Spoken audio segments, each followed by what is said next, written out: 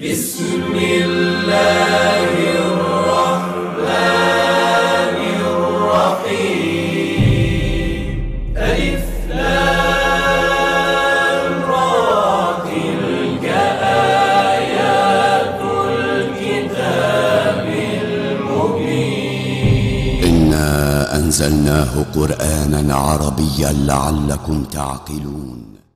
Assalamu alaikum mes frères et sœurs, bonsoir à toutes et à tous. Aujourd'hui, Inch'Allah, nous allons traiter le sujet sur la polygamie. Que dit le Coran à propos de la polygamie? Est-ce qu'un homme peut se marier à plusieurs femmes après sa première femme et quand ça lui plaît? La réponse est non. Le Coran ne présente qu'une seule situation très spécifique où un homme peut avoir plus d'une femme. Dieu nous conseille qu'il est mieux d'être marié à une seule femme à un moment donné. Avant de présenter le point de vue coranique sur ce sujet, il faut préciser que les musulmans ont gravement corrompu les lois de Dieu dans le Coran pour permettre aux hommes de se marier à volonté jusqu'à 4 femmes, en oubliant totalement les conditions établies par Dieu pour cette concession. Ils justifient cela en fabriquant des excuses ridicules comme en affirmant que les hommes ont des besoins sexuels plus importants que les femmes, et donc que Dieu leur a fait des concessions. Ces affirmations outrageantes sont assez déviantes en soi, mais ils supportent également leur dire avec différents hadiths fabriqués qui ne font rien d'autre que salir l'image du prophète Mohammed qui était dévoué et droit envers Dieu. Voilà un de ces hadiths. Dans le livre de Al-Bukhari, volume 1, livre 5, numéro 268, rapporté par Qatada, Anas bin Malik a dit: le prophète avait l'habitude de rendre visite à toutes ses femmes à la suite, jour et nuit. Elles étaient au nombre de 11.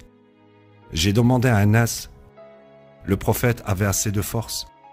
Anas a répondu: nous disions souvent que le prophète avait reçu la force de 30 hommes. Et Saïd a dit, en se référant à Qatada, qu'Anas ne lui avait parlé que de 9 femmes seulement. Si nous examinons le Coran, nous trouvons la concession dont il est question dans le verset suivant. Écoutons-le, en Sourate 4, verset 3. Si vous estimez que c'est mieux pour les orphelins, vous pouvez épouser leur mère. Vous pouvez épouser 2, 3 ou 4. Si vous craignez que vous ne deveniez injuste, alors vous vous contenterez d'une seule ou de ce que vous avez déjà. De plus, vous êtes ainsi plus en mesure d'éviter des difficultés financières.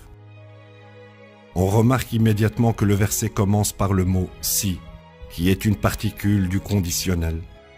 Donc, ce qui suit le mot « si » est une condition qui doit être remplie pour que la suite du verset soit possible. Cela signifie que si un homme ne supporte aucun orphelin ou n'est pas chargé de protéger les possessions des orphelins, alors il ne lui est pas permis de se marier avec plus d'une femme.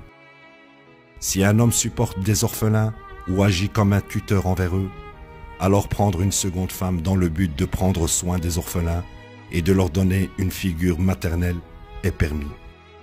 Dans le verset suivant, Dieu parle des orphelins, de la protection de leur argent et avertit contre le fait de consommer leur argent injustement. Écoutons le verset. En Sourate 4, verset 2. Vous céderez aux orphelins leurs biens qu'il leur revient de droit. Ne substituez pas le mauvais au bon et ne consumez pas leurs biens en les combinant aux vôtres. Ceci serait une grave injustice. Dieu parle aux hommes qui ont la charge de protéger les orphelins et leur argent. Si un homme a le pouvoir d'accomplir la tâche de tuteur et de protecteur de leurs biens, alors il lui est permis de manière juste de se marier avec une autre femme de son choix, qui apportera une figure maternelle qui aidera l'homme à élever les orphelins. Dieu autorise 2, 3 et 4 femmes maximum.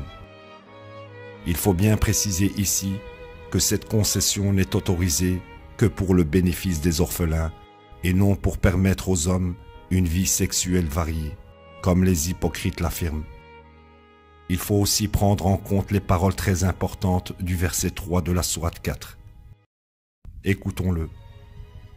Mais si vous craignez de ne pas être juste avec celle-ci, alors vous vous contenterez d'une seule, ou ce que vous avez déjà.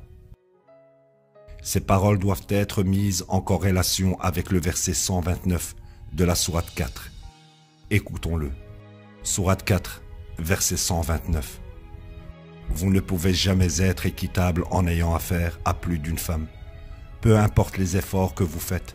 Donc, ne soyez pas si partiaux au point de laisser tomber l'une d'elles, en ne la laissant ni jouir du mariage, ni la liberté d'épouser quelqu'un d'autre. Si vous rectifiez cette situation et maintenez la droiture, Dieu est pardonneur, le très miséricordieux. Il devient dès lors évident que Dieu décourage très clairement la polygamie. Dieu n'autorise cela que sous des conditions très strictes, et même quand ces conditions sont satisfaites, Dieu conseille encore de ne prendre qu'une seule femme. Wassalamu alaikum, chers frères et sœurs. Bonsoir à toutes et à tous. Subhanallah, alhamdulillah, Allahu Akbar, walillahil hamd. Subhanallah, alhamdulillah, Allahu Akbar, walillahil hamd. Subhanallah,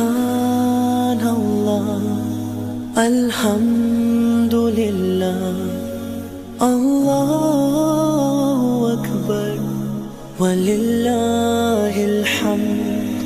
Subhanallah, alhamdulillah, Allahu Akbar, walillahil hamd. Subhanallah, alhamdulillah, Allahu Akbar, walillahil hamd.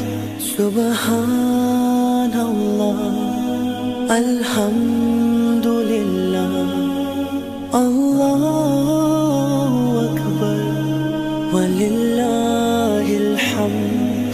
Subhanallah, alhamdulillah, Allahu Akbar, walillahil hamd. Subhanallah,